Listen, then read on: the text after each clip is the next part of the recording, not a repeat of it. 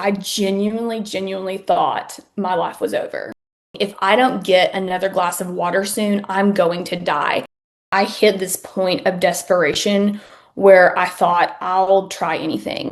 Oh, it's cured. Yeah. Really? No, you're cured. I'm not Yeah. cured.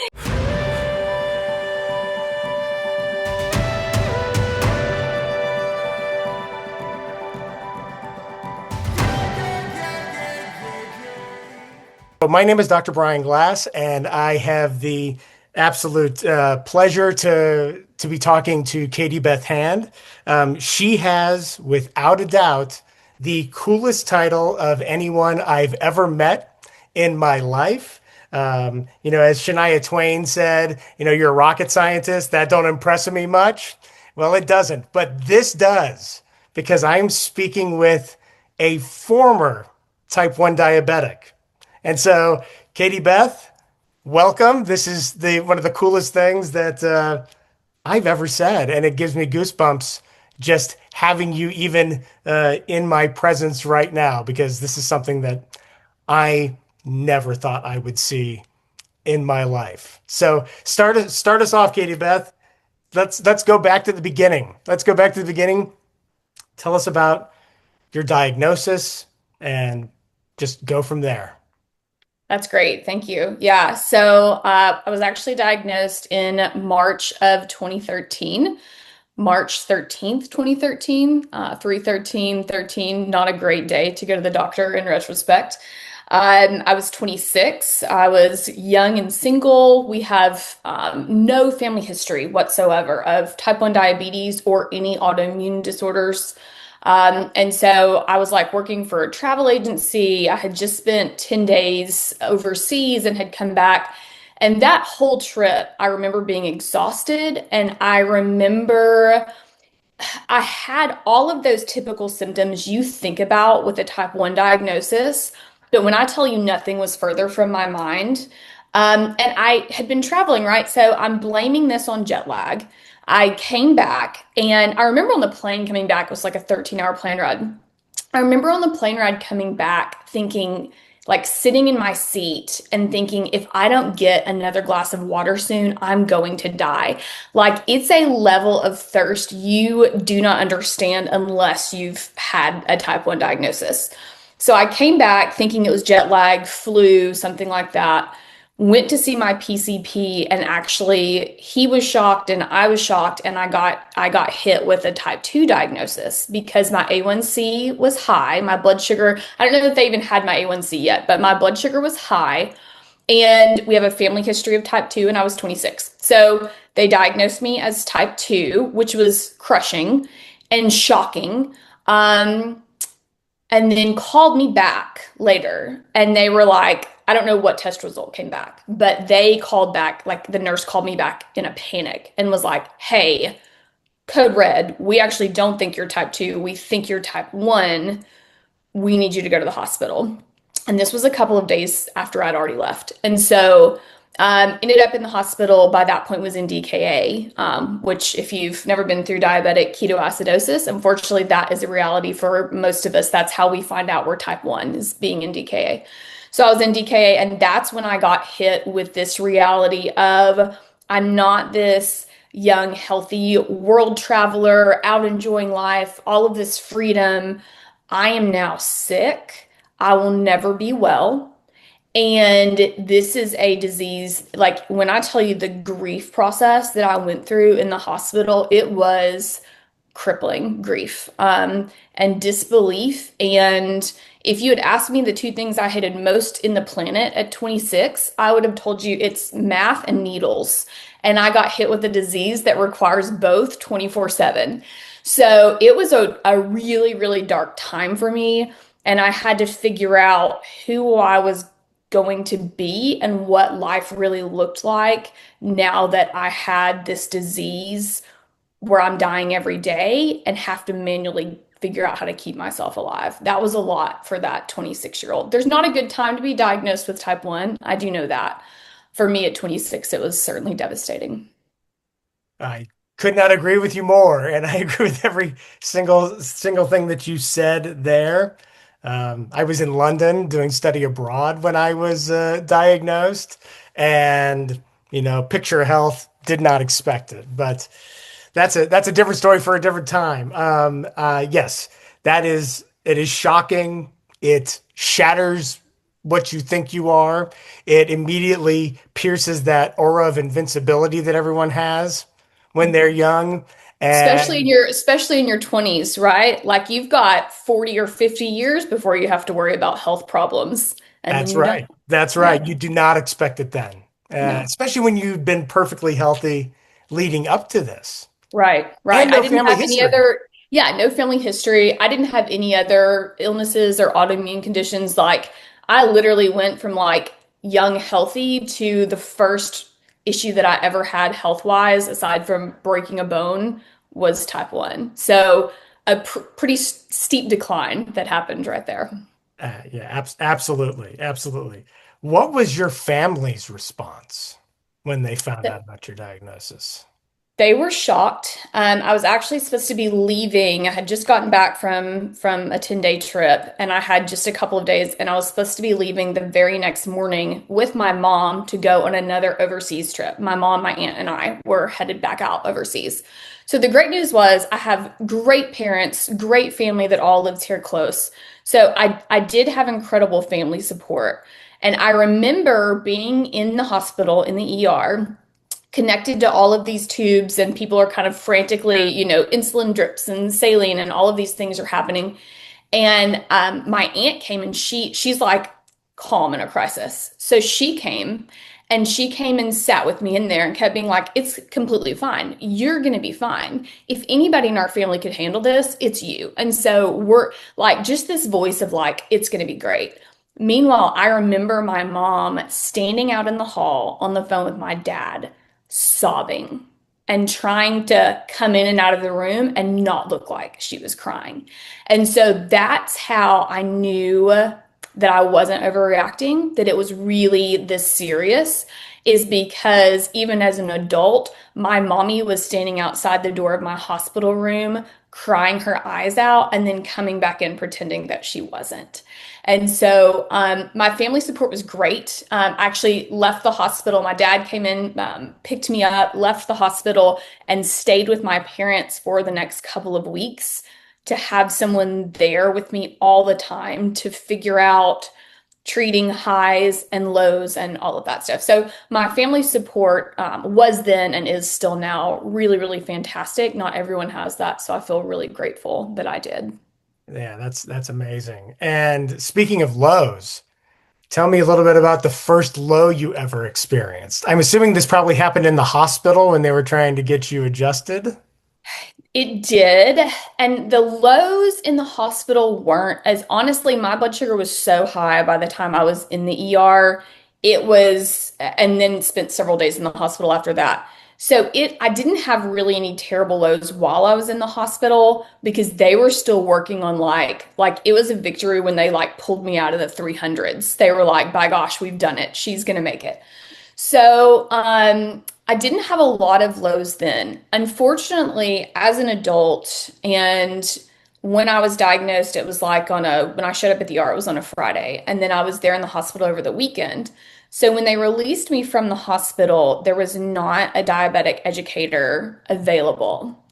So a nurse came in. I mean, I've been diabetic officially for like 3 days. Yeah. A nurse came in right before I got discharged and was really nice and like showed me how to take a needle and draw up my insulin out of a vial. And he watched as I did my very first insulin injection one time, and then they like set me free and sent me on my way and made an appointment with me for the diabetic educator later that week. And now I look back on that and I'm like, I can't believe I'm alive. Like genuinely no training, didn't understand this disease, and got sent home with the prescription for the world's most deadly liquid. And they're like, good luck. If you're still with us, we'll see you on Thursday. So that was kind of a wild part. So My first low actually came in those subsequent couple of days after getting released from the hospital. And I did not know what I was feeling. I didn't really understand what was happening. All I knew is that my body was in a full-blown panic. I was dripping sweat. It was in the wee hours of the morning. I was at my parents' house. And I got up, and no one has ever overtreated a low like I overtreated a low. If you're watching this and you've never had a low, your body is literally like you're going to die, eat everything you can find. That's the alarm bells that are going off. So I ate like an entire box of Pop-Tarts, like laying on the floor in my parents' kitchen in the wee hours of the morning. So of course there's this massive rebound high that happened, and that was my launch into the world of type 1 diabetes, and it was awful. I'm also a person who struggles a lot of times with hypoglycemia unawareness. So sometimes I can be super, super low and I feel completely fine. Like sometimes my blood sugar would be 120 and I would think, am I low? And I wasn't. Other times my blood sugar would be 40 and I would feel great. I'd have no idea that anything was wrong. So that piece of hypoglycemia unawareness also adds some extra spice to the dish of having type 1 as well. Yes, I've always had really good awareness. But I know that obviously I've had this for 28 years, and the longer you have it, the less you are aware, unless it is such a debilitating low. Also, lows, hypoglycemic events for type 1 diabetics, every time you have one, it's considered a near-death experience. Mhm. So I'm sure you've had plenty of those in your life. Not anymore. So that is so cool. But yeah, I mean, lows are absolutely terrifying. And that first one you have, I woke up drenched in sweat, shaking, just shaking uncontrollably, and I didn't know what was happening. Didn't Yeah. know. And that was before I had a CGM. I was lucky in that I was able to get a CGM within just a few weeks, like the old school Dexcom that you have to like put in with the plunger with this massive needle. But I was able to get one of those within probably the first month of being diagnosed. So that was a blessing and really helpful as I was trying to figure all of this out.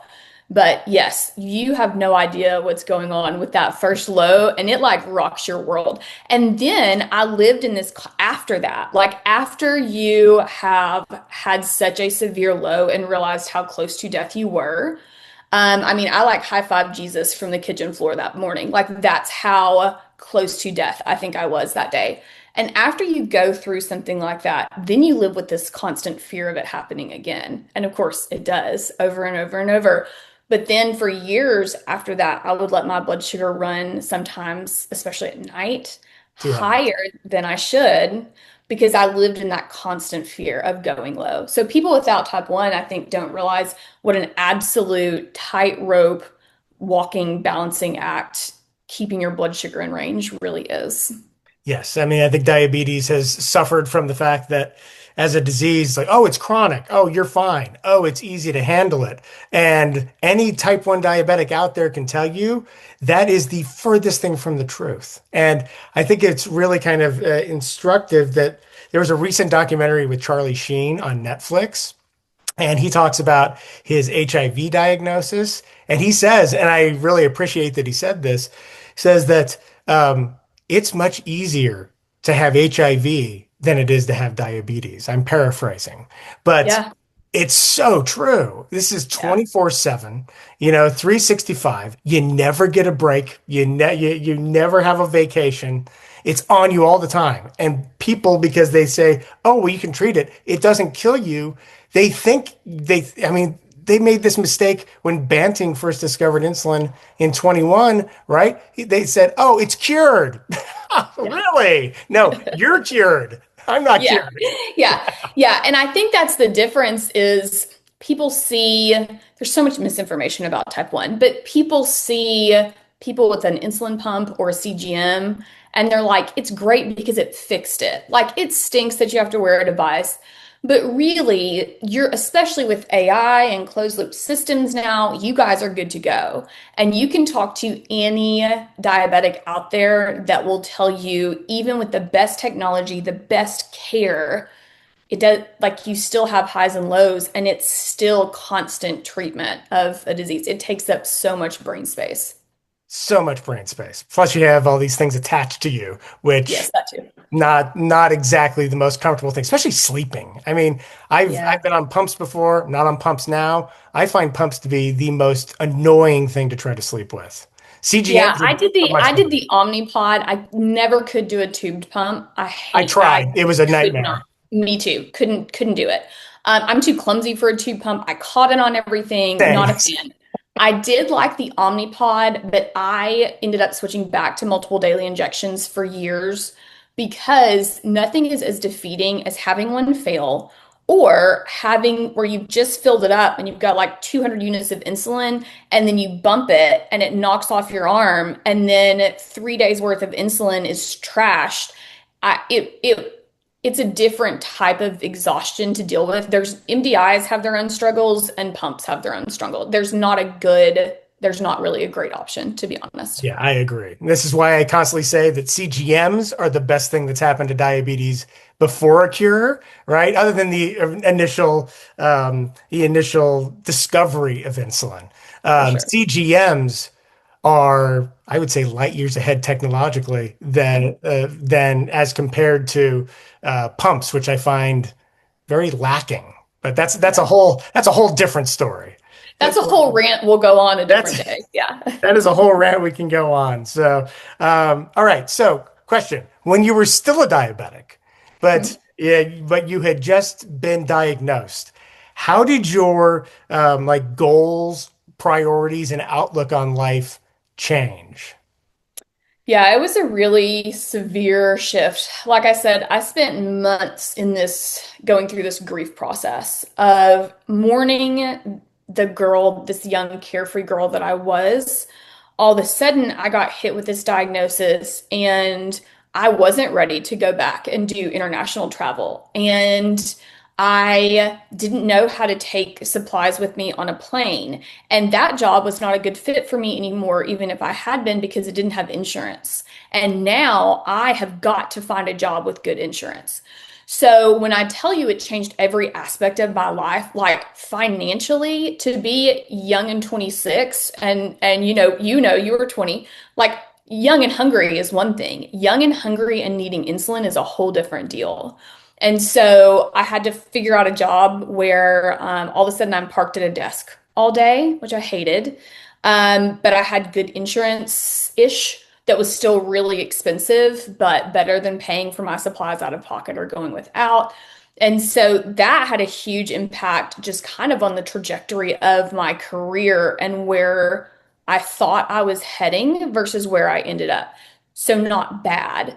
But it definitely, that aspect really changed my career path. And then on top of that, I had to kind of figure out like, okay, eventually I started getting through the grief process and I really started trying to figure out like, okay, we've grieved. This has happened. Nothing we can do about it.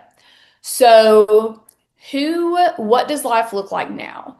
So my goal really within the first couple of years was to get healthy again. I went through this process, which is true for some, not all of us.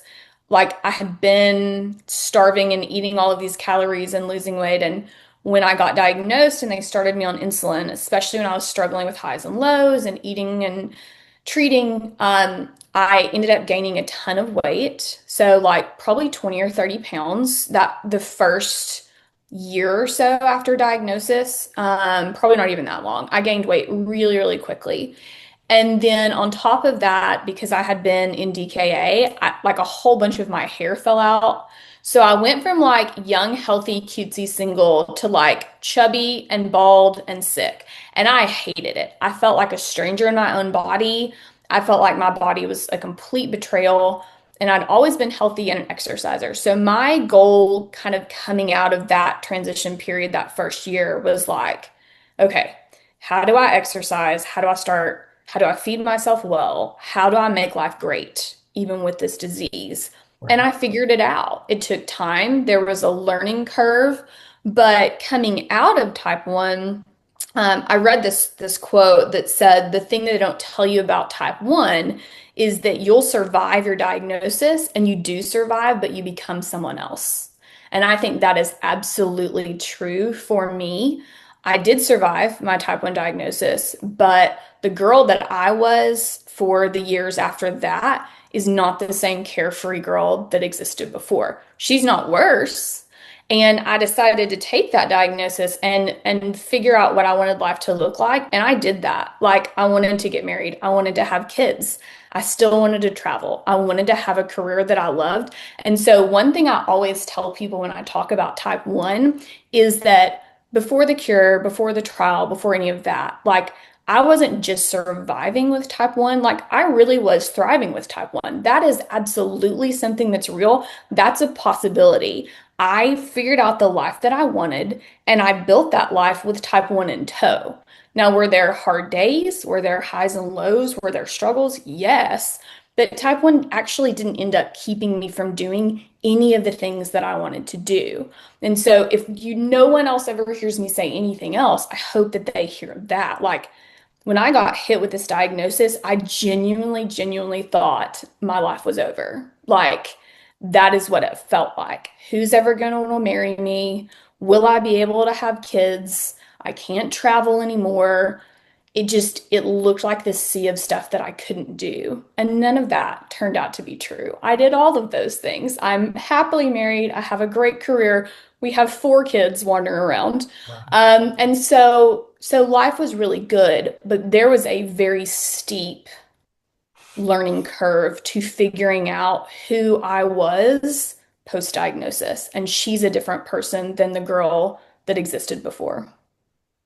Could not agree with that more. Could not agree with that more. Yes. And definitely, I felt the same way about who's going to want to marry me. I felt Mm, that same way. And I really didn't think anything about kids. I was like, I don't know if anyone's even going to want to date me because I felt yeah. like there was this, like, oh, I'm diseased. And Yes, so, I'm broken. I'm yeah, broken and expensive. Who's going to yeah, want to marry that, right? And take that home. I And always then need of course, insurance. yes, right. Every time I go to drive through the pharmacy, our family takes a massive, bank hit. And I really did. And I guess maybe it's because we're older that you and I both went through that. I'm sure when you're a little kid and you get that diagnosis, that doesn't occur to you. And then you realize living life for all these years that that's not a thing. But I think being in our early 20s, kind of in that moving towards marriage stage of life. And then you have to go through, this could be its own episode. You have to go through that process of like, at what point in dating do I drop the news that I have type 1? Is that something that I put out there before? Is that something I casually mention on date 1? Do I wait till the man's already in love with me and then sneak that into conversation? Like, how do you break the news that you have type 1? And I was very blessed because I married, he was a paramedic. He's a firefighter now. So when I tell you like nothing, it didn't faze him whatsoever. I told him like first date and he's like, oh yeah, not a problem. Like knew all about it. He's helped me treat my lows for years. He had my Dexcom on his cell phone. Like nothing, he never said a word when I would go to the pharmacy and spend $200 on a month's worth of Dexcoms and insulin and needles and strips and all of that. And so good people are out there. And I mean, we're very fun people, Brian. Of course, people wanted to marry us, obviously. Yeah. Yeah, no, I know. But yeah, but it is. I always would say it first date. First date. I'm like, if you want to jump ship now, I fully understand Yeah. because you Yeah. don't want to be with someone who can't handle it because it True. is, I mean, it's not just you who suffers from diabetes. It's your family who, For sure. through you, vicariously through you. Did you And ever have a date? Like, did you ever have a date that you went on or like a dating experience where you told them and they were out? I don't think they ever would admit to that right off Mhm. the bat, but Yes. then there wouldn't be a second date. Yeah, yeah. And then you're like, is it my personality or my type 1? We may Yeah, never know. yeah, Yeah. yeah, yeah, exactly. But I actually took a while after my diagnosis where I was just like, I'm figuring myself out.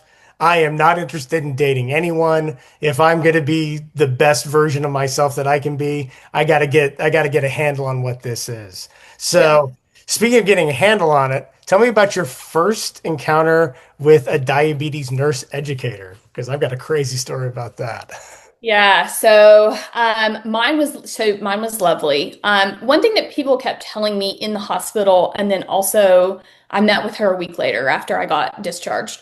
Survived that week miraculously, and met with her. So she was wonderful, and I'm so thankful for people that do this job and do it well. One thing that people kept telling me in the hospital, and that she kept telling me, and I didn't want to, they said it like it was an encouragement, and I didn't want to hear it, that they people kept saying, "Oh, you'll get used to this. This won't be a big deal. You'll do these insulin shots so often you won't bat an eye." And they kept trying to tell me that like it was this encouragement. And inside, I felt like I was screaming because I didn't want that. I don't want to get good at this. I don't want to do this so often that I get comfortable with it and don't bat an eye. So I hated that aspect of it. And I try to be really careful now when I talk to parents whose kids just get diagnosed, or when I talk to other adults that get diagnosed. I try to never say, like, oh, don't worry, it gets easier, you'll get used to it, you'll do it up. Because that to me was like really dark, really dark. But I went a week after diagnosis and met with my educator. She was lovely. She taught me lots of things. I didn't know the term bolus. I didn't know, like, getting diagnosed with type 1 is like a fire hose of information straight to the face. There's so much. I mean, you get a medical degree overnight just to try to keep yourself alive. So she really helped me sort out a lot of that stuff, figuring out insulin to carb ratios, talking to me about getting a CGM. That was the first time I'd heard about that. She was great. She has a son that was type 1. And so she was another one of those people. She was like, it used to be a huge deal. It took over our lives when he got diagnosed. Now, like, he's in college. When he comes home, we don't even talk about it. Like, it's not even a big enough part of our lives that it's something that we consistently talk about. And I'm a diabetic educator. So your life is going to be just fine. You're going to be okay. So she was great. My experience with her was really lovely, and that was honestly the most help that I got for a very long time. I met with her at the hospital, then I got put with this. I got assigned to this endocrinologist, where it was just like a conveyor belt of patients. Never took more than 2 minutes with me. I'm trying to figure out this disease, and he would like walk in, not answer any of my questions, refill my prescription, and walk out. So that was a big part. I'd never had to advocate for my own health before because I hadn't had health issues.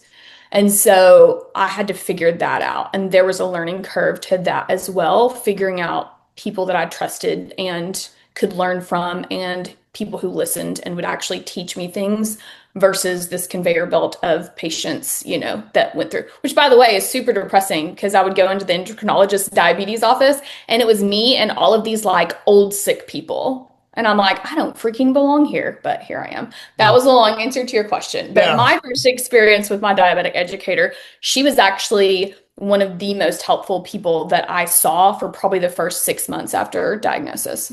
Wow. Okay. Yeah. So my story is very different, but I think it's because of time. You were diagnosed in 2013. I Yeah. was diagnosed in 97. It was Mm. much worse in 97 trying to control diabetes than in 2013. And I think it's gotten so much easier over the last few years, especially with the CGM technology. Mhm. But my first diabetes nurse educator, because I was in London when it happened, and she was this Irish nurse, and she sat me down and she said, "Do you smoke?" I said, "No, I don't smoke." "Good. If you do, you will die." Right? It's like, "Do you exercise?" I'm like, "Yes, I exercise." "Good. If you don't, you will die." Right? It was like this. It was very, if you don't do this, you will die. If you do this, you will die. And shocking. I left That there is, like that's so shaking. scary. So Yeah. and then she left it by saying, "God bless you," and left. And I'm just like, oh my gosh. Yeah, I Oh wouldn't have my survived. God. If that had been my diabetic educator, I think I'd have just given up, laid on the floor, and been done. Oh. Honestly. Right. My Honestly. my original diagnosis, my doctor, she looked like she was just out of medical school. And she asked me my symptoms, and I give her my symptoms, and then she maybe give her a urine sample. I come back into the room, and she's crying because she has to give me the diagnosis of type 1 diabetes. Mm, So it was a rough start, and I was yeah. 4,000 miles away from home. So Yeah. I bet your parents were freaking out. my dad flew over that night. Yeah. Yeah. Yeah, it was brutal, but yeah, but people don't understand this, and they don't understand. People who are not diabetics don't understand just the horrible emotional toll. And speak a little bit about, you know, your moods, and do your moods change as your glucose changes? Yeah, I guess I should say, I was that typical person that when my blood sugar was high, I was exhausted. Just needed a nap. I was tired and I was cranky and very irritable when my blood sugar was high. And then when my blood sugar was low, I was either completely unaware or I never had much of an emotional response for low blood sugar versus high blood sugar would really make me cranky.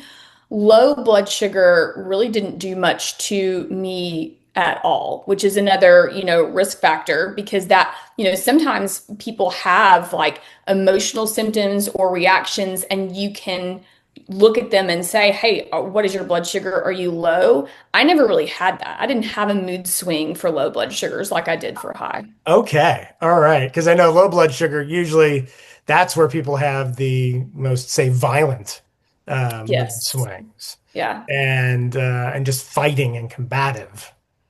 I never had that. The opposite. My husband would probably have preferred that because instead, he's a firefighter and he's gone to the fire station for like 48 hours and he's home for 4 days. Right, So he would have my Dexcom on his phone and in the middle of the night, like my alarm would go off and I wouldn't hear it.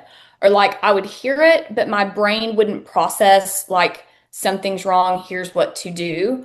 And right. so I would like get up to go check my blood sugar and then my brain would like go to the bathroom and I'd be in there like painting my toenails instead, like crazy stuff because just nothing was working right.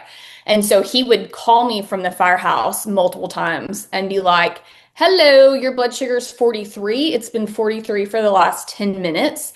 Are you asleep? Are you painting your toenails? Or are you drinking juice right now? If you're not drinking, so there was that aspect. But I didn't usually have an emotional swing with low. I was very irritable and cranky when I would get high. Yeah, with high. Yeah, yeah, that makes sense. Well, that is fascinating, but also probably the fact that you were not having warning signs with these lows made you kind of a perfect person to get this experimental treatment sooner Right. rather than later.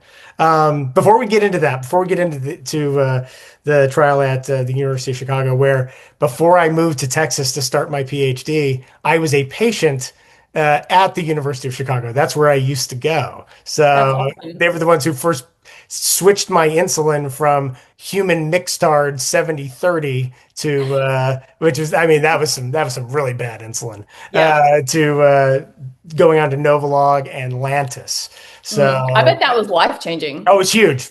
Yeah. He was like, "You're gonna have to give yourself more shots." I'm like, "Bring it on. Yeah. I'll do Worth whatever I got to it. do to have better control." My Yeah. um, my hemoglobin went overnight from 8 to 7. That's awesome. Yeah, Yeah. but it was tough back then. But Yeah. different story. What aspects of, and you've touched on this some already, but what aspects of living with type 1 diabetes do you think are most misunderstood by others? I always tell people there are two things that if you don't have type 1 diabetes or if you don't love someone with type 1 diabetes, there are two things you really don't understand. One is that type 1, and we did touch on this, but type 1 is constant. It is with the best technology, the best treatment on the planet. It impacts every part of your day, every decision you make. You don't make a move without thinking through what is my blood sugar? What's the next activity? Do I need to turn my basal down? Are we about to eat? Do I need to pre-bolus? Am I high? Am I low? We're going for a hike. I need to pack snacks. What about this? It's a 6 hour car ride. I need to take an extra Dexcom and an extra. Having type 1, and you said earlier, there's no vacation. There's no vacation. It's all day, it is all night. It is every holiday. It impacts every single decision that you make. And if you don't have type 1, that's really hard to understand how deeply it affects everything that you do. And because we get good at it. That's the crazy part is you see people out there thriving with type 1, and so it makes it seem like it's a lot easier than it is. But it's because we run this algorithm 24/7, 365 until the point that my brain just ran my type 1 algorithm all day without me really, taking extra time to think about it. So number one, type 1 is your entire life. It impacts everything. I think the other thing people don't realize is how dangerous type 1 is because it changes so quickly. Um, if you don't know much about this disease or live with it, it's hard to really understand. There's two fears. There's the fear that your blood sugar will run too high for too long, and you'll end up with all of the diabetic complications, which are really scary. Amputations, blindness, kidney disease. Like it's not a bright future. So the flip side of that, I think a lot of people don't understand is that other side of the line where we can be sitting here talking and your blood sugar could be perfectly in range and fine. And without you doing anything or doing anything wrong, you could be deathly low 10 minutes from now. And everything affects blood sugar, what you eat, how stressed you are, how much you're moving, other medications that you're on. If the wind is blowing from the east, like everything affects blood sugar. And so all of these pieces make it a very difficult disease to manage. Type 1 is a disease of failure because you can do everything right and it still goes wrong. And I think most people don't really understand the impact that has on you physically and on your mental health as well. Right. Yeah, I completely agree. So let's start to switch a little bit. Okay. I've watched some other interviews with you where you're talking about how you kind of found this. I don't know what's going on with my screen. The camera's moving on me. The camera's following you. Yeah. The camera's following me. And I read about how, or I watched you talking about how you were looking at for different trials. Um, what made you decide, hey, I need to find some sort of a trial now? I want to get rid of my type 1 diabetes now because, we've heard about, islet cell transplants for a long time. And I'm actually going to be interviewing Camilla Ricordi next month in Miami, who created the Ricordi Chamber. It's the 40th anniversary, as you already know, of Yeah. this amazing invention. But what made you decide? Okay, I've just had enough, and I'm gonna see what I can find that's out there. Yeah, I'd had a really hard night of multiple lows, getting up multiple times to treat a low, and woke up. And that's another thing people without type 1 don't understand.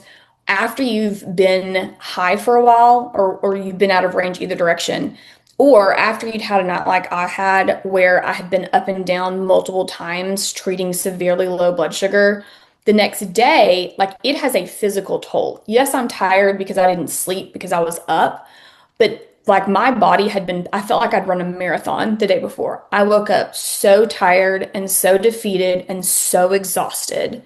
And that's what really sent me down the rabbit hole of there's got to be something better than this. Like something has to be, some foreign country has got to have figured this out, and I'm going to figure it out and buy a plane ticket and go, right?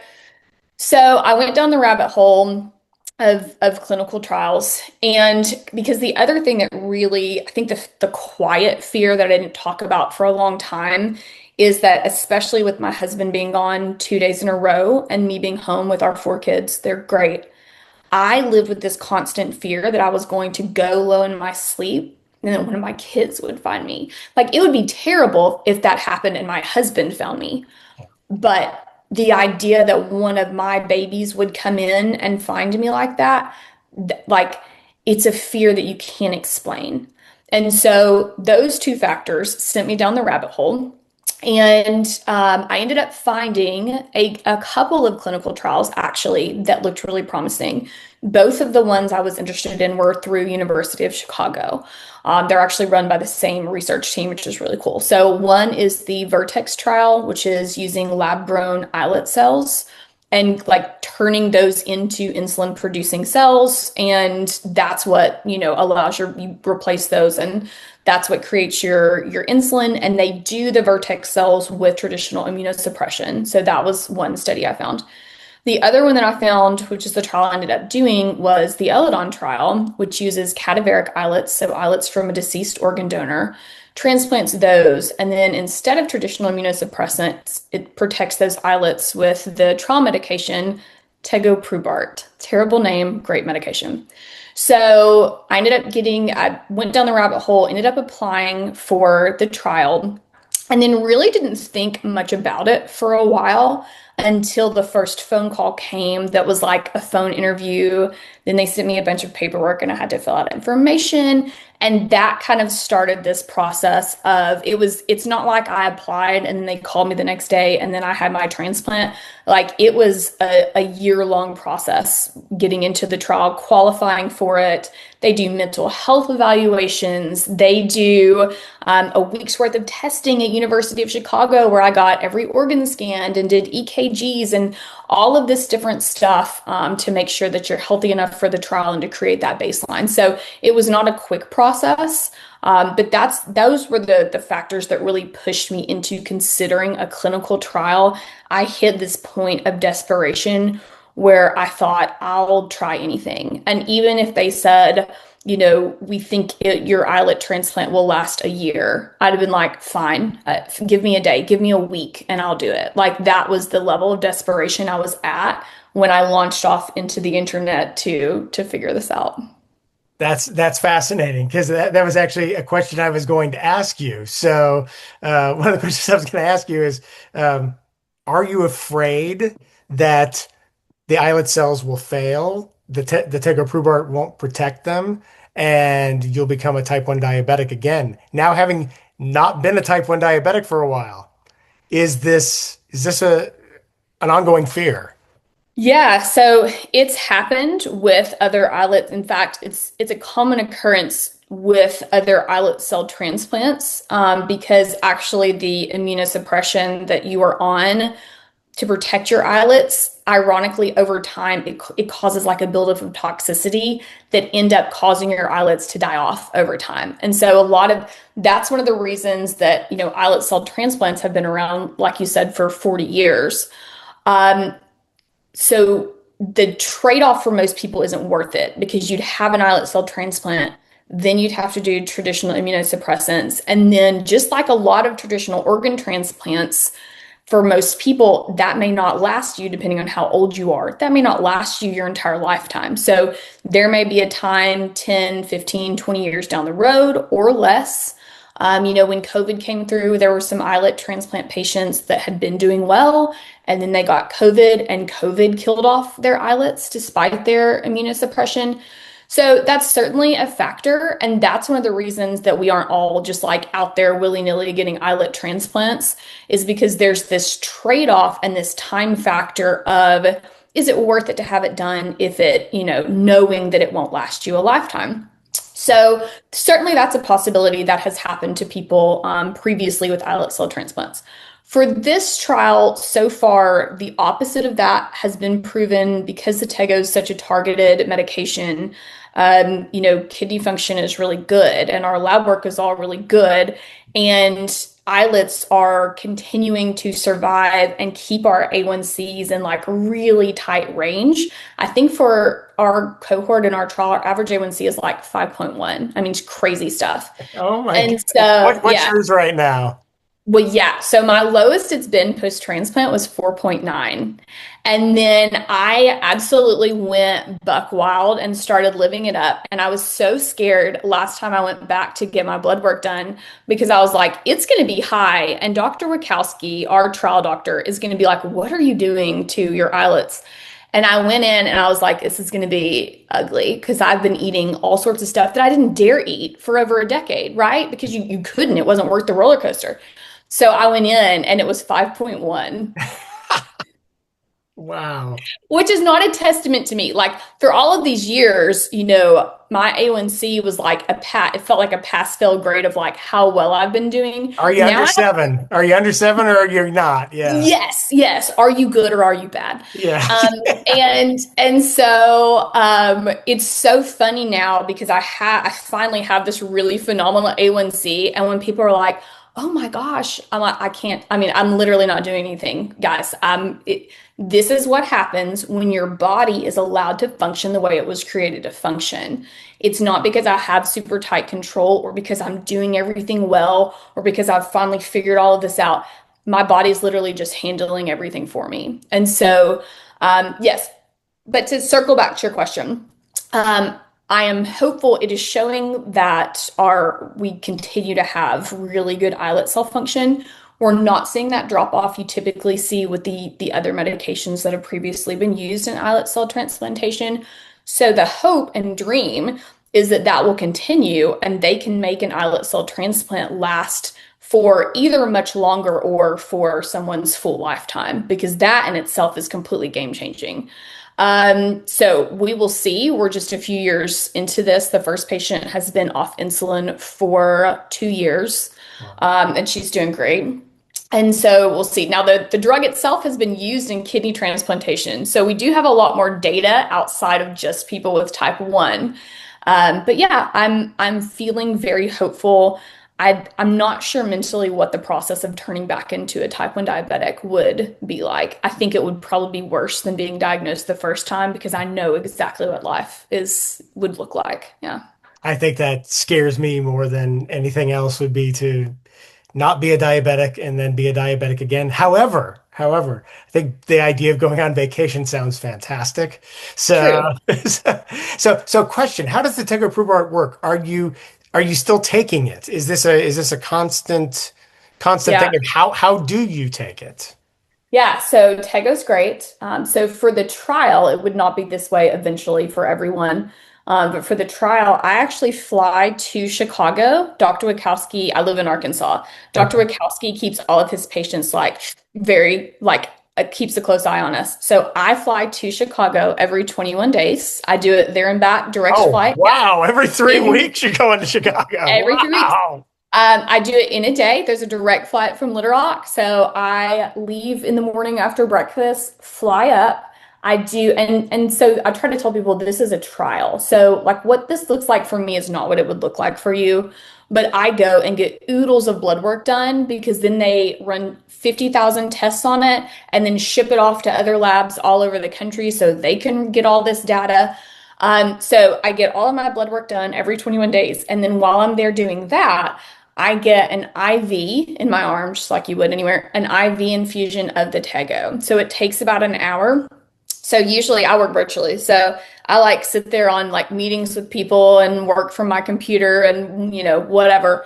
I do that. The cool part about the Tego is that it doesn't have any side effects. So it doesn't have side effects like blood work wise, neurotoxicity, nephrotoxicity, all of this stuff. Great. But it also doesn't make me feel bad. And I think that's one reason people have been so excited about this trial is because they're watching people, the patients, they're watching us live life on Tego, and we're all having a really good time and we feel good and we don't have headaches and we're not nauseous and our hair is not falling out and all of these things that you feel very scared about when someone uses a word like transplant or immunosuppression. If you have this idea in your mind of sick, and this is not that. So I fly up every 21 days. I get my Tego IV, and then I usually leave and go get lunch somewhere really good in Chicago, and then catch my flight home. So that is what life looks like right now on the Tego bar. And I'll continue to stay on the Tego. It won't always be in Chicago. It won't always be every 21 days, but that's what it is for right now. Okay. And then is that the only thing that you're having to take?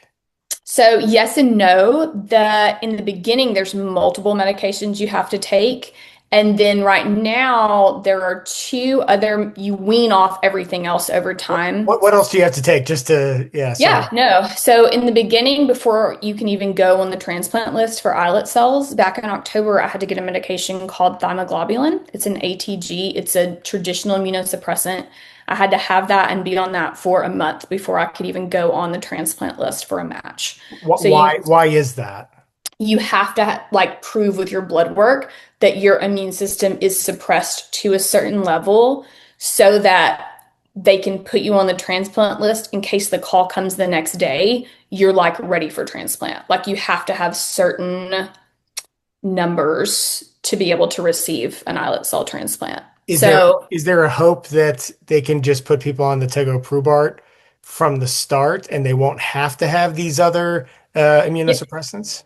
yes, so there's that. There's also the thymoglobulin is it's a rabbit-derived form of an immunosuppressant, and it's pretty rough. I mean, and I've told everybody like that's the only part of the process that was really rough for me, and it wasn't awful, but it was the thymoglobulin. They've actually created a human-derived version of that now that doesn't have a bunch of those nasty side effects. So already the process for like I was rough draft. I think the process for islet cell transplantation moving forward will continue to get more and more refined, where it becomes much more lifestyle friendly, much more user friendly, much more something you would be willing to do or have your kid do. Now, again, it wasn't bad for me, but the thymoglobulin also was not fun. So I did that in October. Then they put me on, buckle up, they put me on my Fortic. They put me on an antiviral, they put me on an antibiotic, and they put me on an antifungal. So that happened in October, and I stayed on all of those things the whole way through my transplant, which I had in January. So Wow. that was like the least fun part of the process because I was still completely insulin dependent. And now I also took, 5 or 6 pills a day. Not terrible. I didn't have any side effects from any of those, but it was a bummer. And now they're taking us through the process of weaning us off. So I take still a low dose of my Fortic, and then I'm on the Valsite, the antiviral, until my next appointment next Tuesday, and they'll pull me off that. So now it's been pretty cool because I've gone through the process of like every time I go back, they'll be like, okay, you can take less of this and you can stop taking that completely. So now I'm not on insulin and I'm not on a fistful of pills every day either. So it feels like this really cool sense of freedom that I haven't known in a very long time. And so soon it'll be just you and the tegoprubart. Me and Tego just holding hands. You and Yeah. Tego holding hands. Yeah. And Yeah. then it'd be nice if they can make it to where you don't have to go in every 21 days. You don't have to fly to Chicago every Yeah. 21 days. Because for you, that's what, maybe an hour and a half flight, something like that. Yeah, it's like an hour and 20 minutes. So not bad, but Yeah. certainly not something that, if you're a school teacher Yeah. or a doctor, like you can't, not everybody can do that. If you're a kid in school, you can't leave school every 21 days. Yeah, so I think eventually with Tego, what you'll see is number one, you'll be able to get it closer to home. So like a local lab or doctor's office at home.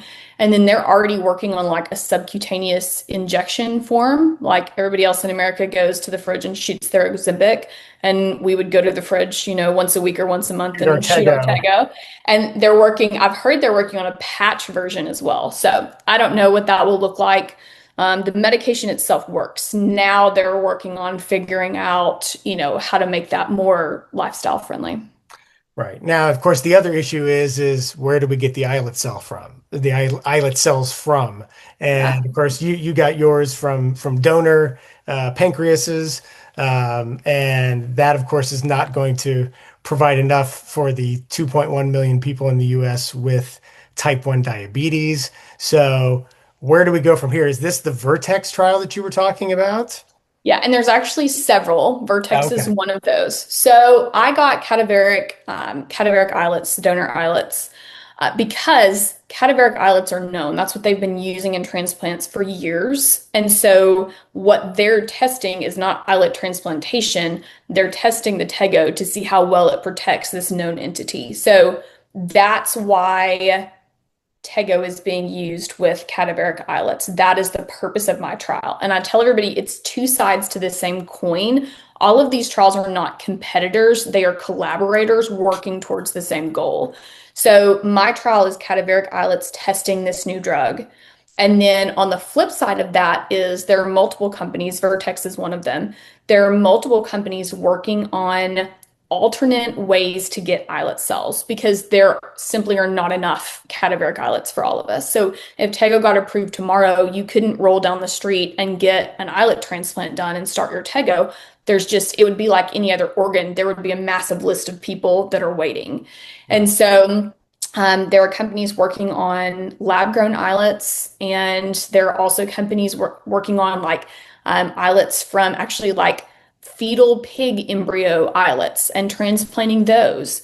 And so there's a lot of people working on the scalability of, okay, what does it look like? And I think that confuses people. So Tego's the immunosuppression piece, that's the key. There's still this scalability issue. The good news is there's great work being done. And so, like in the Vertex trial, they have these lab grown islets that they're transplanting into patients, but they're using traditional immunosuppressants again because that's the known entity. So I have to explain the science to people of like, you can't test two new things. Right. You can't test Tego and lab grown islets because if it goes well or if it goes horribly, you don't know what caused that. So the Vertex patients get these lab grown islets transplanted, and then they're on traditional immunosuppressants, but that's testing out the are they functional? Can they control blood sugar? Did they graft well? Can they produce insulin? What does everybody's C-peptide level? So both of those things are like flip sides of the same coin. Fascinating, fascinating. So has anyone told you, has any of your care team told you kind of, I mean, I mean, you're doing the trial with Tego. Is anyone giving you an idea about, oh, well, this is how long it's going to take if everything goes well for Tego to get FDA approval?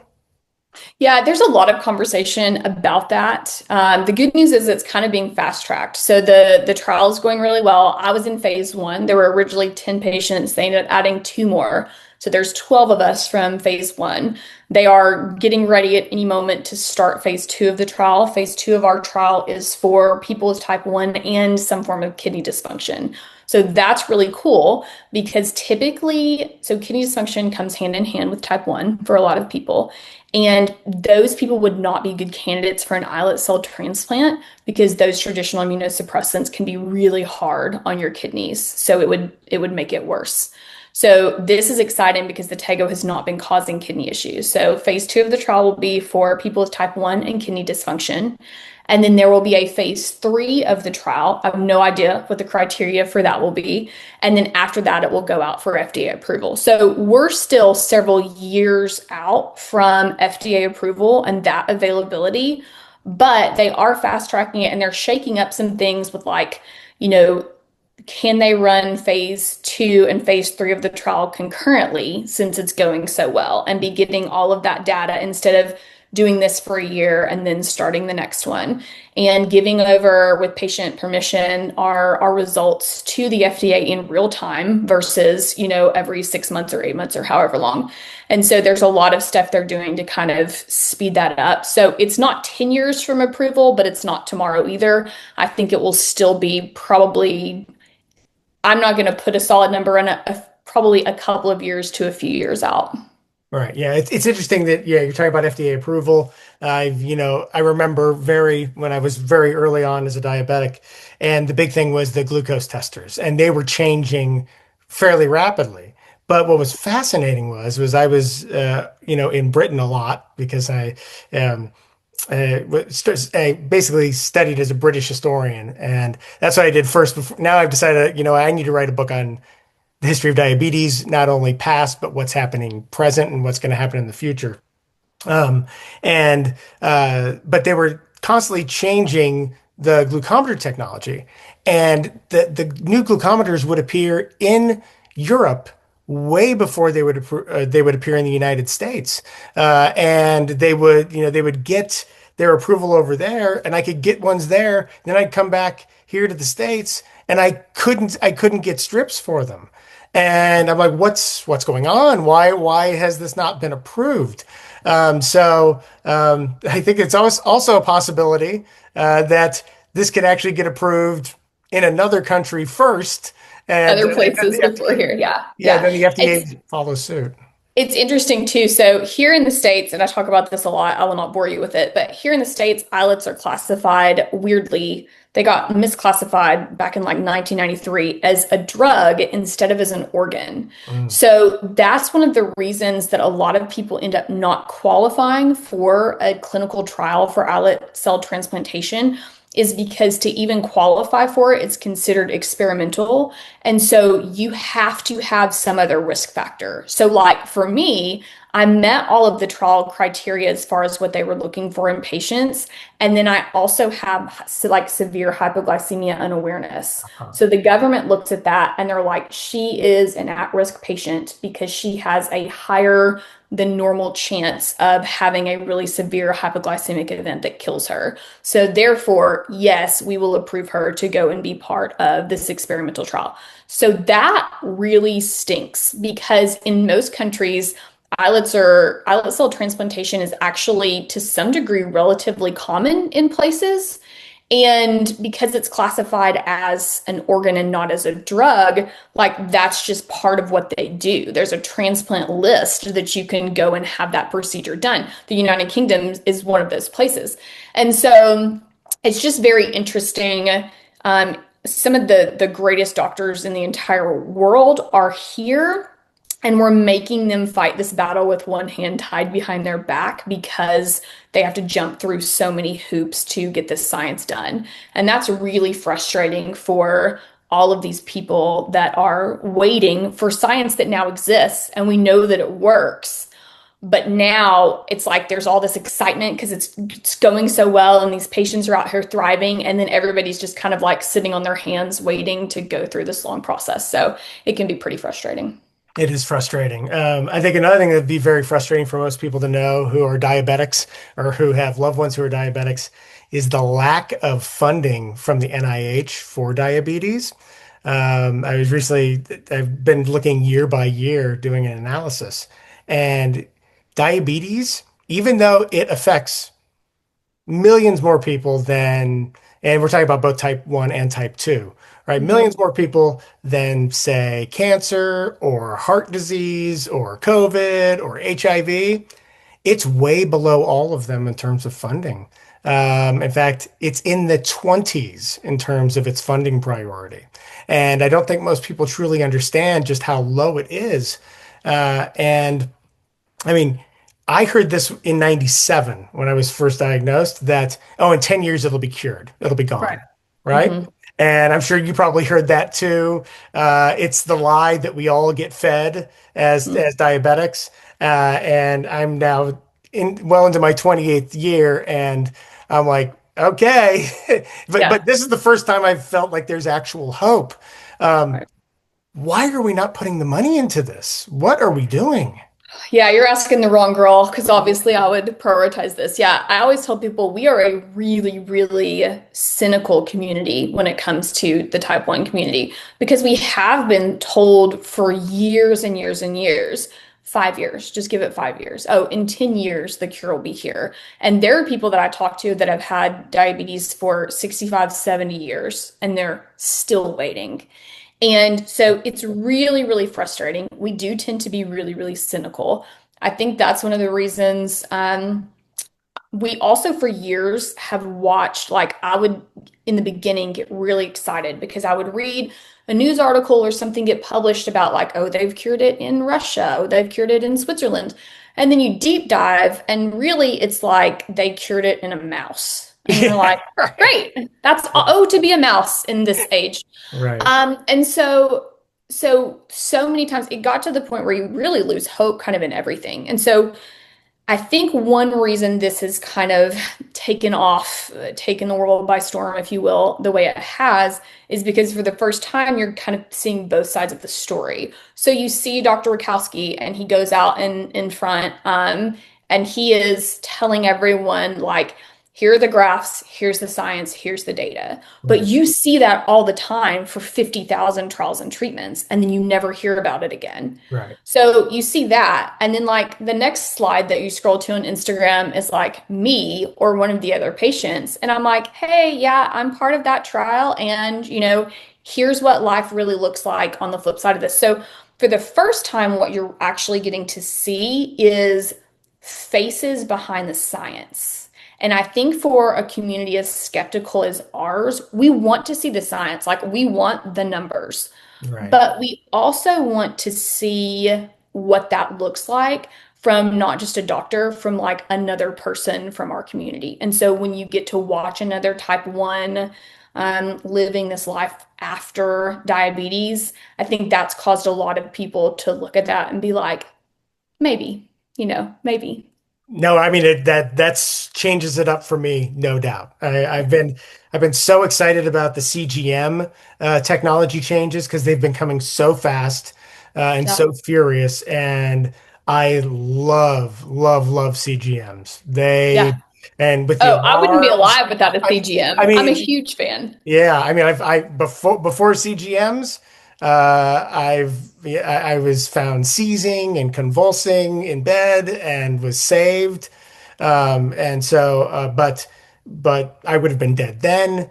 CGMs literally save you. They Yeah. have the potential to save you every single day, every single night. People don't just they truly don't understand how terrifying it is to go to bed without a CGM. But of course, Yeah. this costs money, and you need insurance. Yes, you do. They're expensive, which stinks that it's so expensive just to stay alive. That's what stinks about type 1. It's so expensive to stay alive with the life you don't want. Like I didn't ask to be insulin dependent. I didn't ask to wear a CGM. It doesn't make my life better. It's still suckier than it was before my type 1 diagnosis. I'm grateful. I'm thankful for the access. I'm thankful for the technology, but it's a bummer to have to pay a small fortune to live a life that's still harder than it Right. should be. Are you still Speaking, wearing your CGM? no, No. no. Ah! Yeah, so I had my islet transplant in January, Oh my. January 13th, and a week later they took me off basal insulin Okay. completely. So Long-acting they insulin for those who don't know what it is. Yeah. yes. So long acting insulin, because you have two, your fast acting and your or in your long acting. So I was still on my rapid acting insulin, but they took me off my basal 7 days after transplant. So that was kind of one of those moments. And Dr. Rakowski said it so casually. Like my blood work came back, I was about to fly home, and he was like, okay, so no more basal insulin. Like already my body was producing enough insulin where like I just took that pen and threw it away. So that was a crazy moment. Yeah. And then over the next few weeks, I went through this process of like needing less and less insulin every day. And then on March 3rd, I had another appointment and I was actually at the airport flying home and he called me and he was like, "Okay, we're done. Just stop taking any insulin. That's it. You're done." And I was at the airport. I was at O'Hare in Chicago. And it was one of those moments where he said that and I'm about to board a plane and I hang up. And it's not like even like a cancer, like your scans are cleared, you're in remission diagnosis, where you can like explain it to people and be like, oh my gosh, because where would you start explaining to strangers this crazy phone call that you just got? No. So that happened on March 3rd. And then probably a month and a half after that, I still wore my Dexcom and he still watched it like a hawk. And a month and a half after that, I went in for my Tego infusion and he was like, your A1C is 4.9, you're good, everything's really steady. You can just take your Dexcom off and live your life.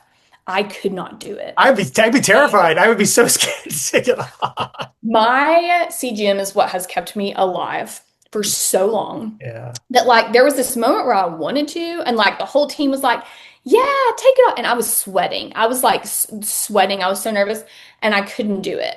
And so I left it on for another week after that. And when it expired, I did take it off and I've not put one on since then. I mean, I would So be as afraid to do that as I was to give myself that first insulin injection in yeah, the hospital. that's You said you gave yourself one before you were released. Same with me. They had me give myself one, and that was crazy. the only thing in the world I was terrified of at that point in time in my life were needles. Yes, same, same. And which just shows how much you can adapt when you have to. Like you don't get a choice. No. Learn to love needles or you don't survive. That's Yeah. it. So we Yeah. did it and we're still here. But yeah, so I pulled my CGM off and every once in a while there's still that paranoid part of my brain that's like, what if? What if I'm the one patient, that their graft fails or and so every once in a while I'll eat like a super high carb meal and then I'll go check my blood sugar just to be sure. And my husband's like, "Could you please stop doing that?"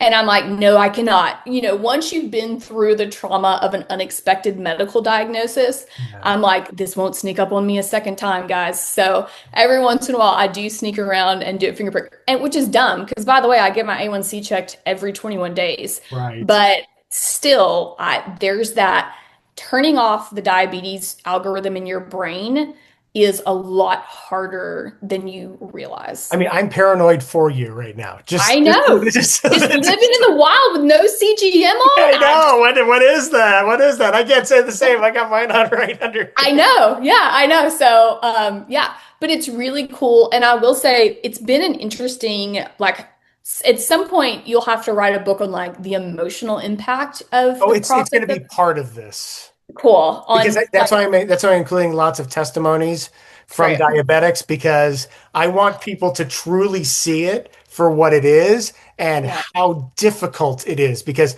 I want to blow away this idea that oh it's chronic, you've got medicine, you're good. No, right, no, no, no, no, no, no, no. yeah, yeah. So the emotional process of becoming undiabetic was it was the emotional part was honestly harder than the physical part. The physical part was easy, and all of a sudden, I'm taking less and less medication, and I don't have lows. Like, if I can tell you one thing, it would be how utterly, deeply life-changing living without lows or the fear of going low is. It changes every aspect of your life. I exercise as long as I want to. I ride bikes with my kids. We kayak. I take them hiking in the middle of the woods without fear that I'll go low and they'll be there without an adult. I sleep through the night. When it's time to leave my house, I grab my phone and my keys and walk out the door. I don't have a bag of medical supplies. That part of becoming undiabetic was like the by far the most emotional and life-changing part of this entire process. It's truly, truly amazing. And I'm assuming your kids are all good, right? None of your children have type 1?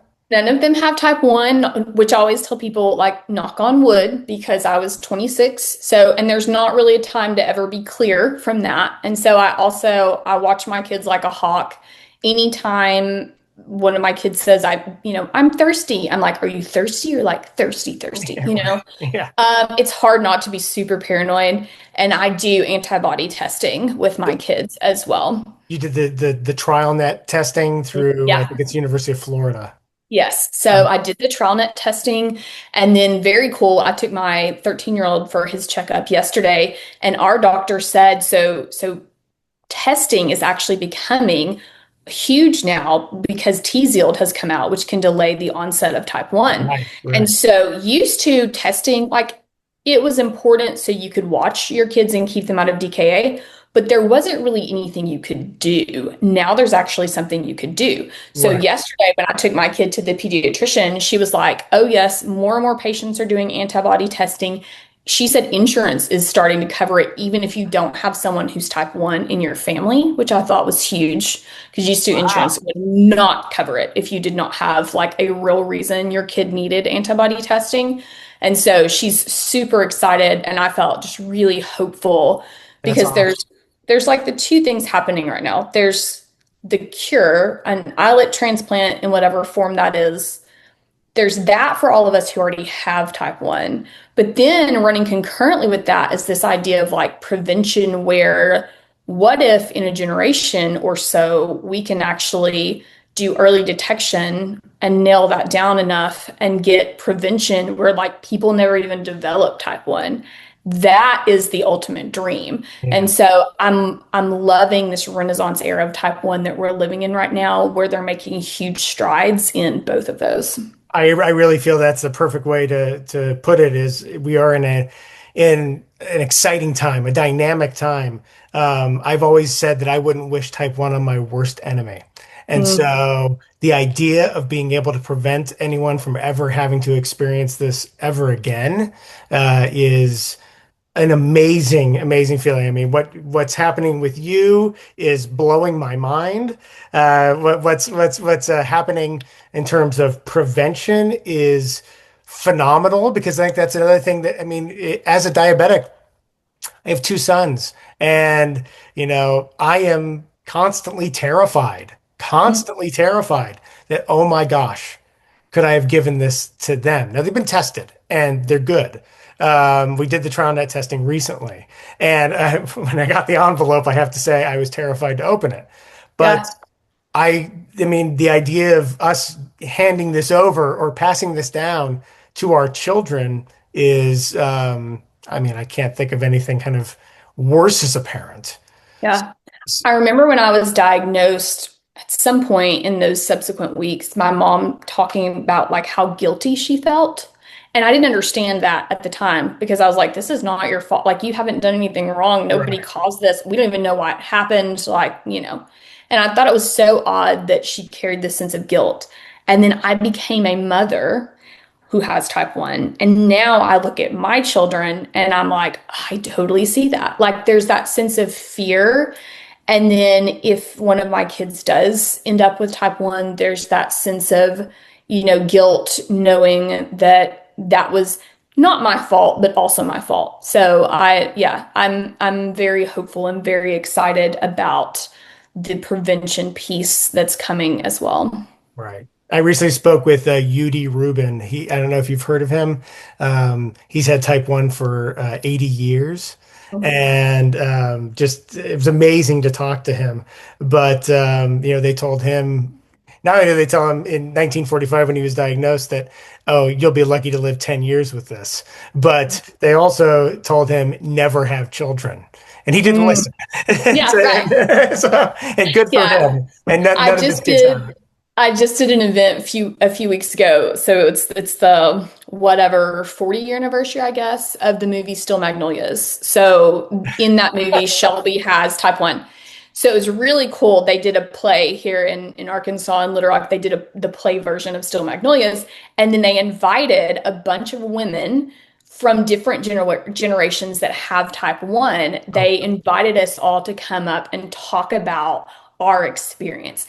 And it was so cool because we're there, but it was heartbreaking because the older women who were there didn't have kids because they were told they couldn't. They were told not to. yeah. And so I think the most emotional part of the whole night is one of the women she was diagnosed like in the 60s, and she came up and she was just like, she grabbed my face and the face of another woman who's a little bit younger than I am and has two kids, and she said, I know I never got to be a mom, but I'm just so happy for you. And that broke me because even that part of how much type 1 has changed and how much medicine has progressed from the Right. 60s, 70s, 80s, where it was like, don't you dare have kids. Obviously for a woman, totally different thing anyway, because we're growing and having these children. But even to look at a man back then and say, your genes are bad, you probably shouldn't risk having kids, that's crazy stuff. Yes. So I'm thankful for the way that things have progressed because that's not a conversation anyone ever had with me. No one ever said, don't have kids. I did have a doctor when I first got diagnosed in the hospital who said, she said, you weren't trying to have kids, were you? And I was devastated. And then she kept talking, and I realized she meant like right now. Like, are you? we recommend you wait at least a year after diagnosis before you start trying. And I was Uh-huh. like, cool, well, that's really different from the way you phrased Yeah, that yeah, yeah, don't have kids. Yes, yeah, yeah, I agree. The Steel Magnolia, I have my own Steel Magnolia story. So I had actually watched that movie about a year before I was diagnosed. And No. and so that was the only thing I knew about diabetes. The only thing. And what I knew was wrong.